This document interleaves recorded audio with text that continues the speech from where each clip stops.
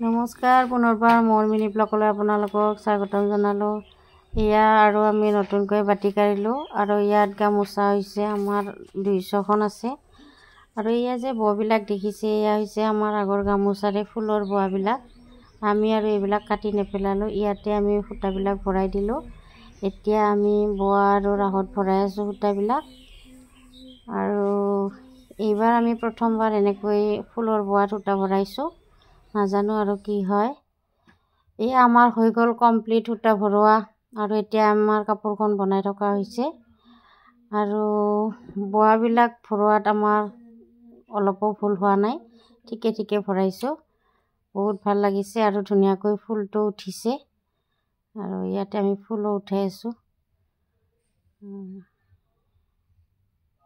এয়া ধুনীয়া হৈছে এয়া বোৱাবিলাক। ধন্যবাদ।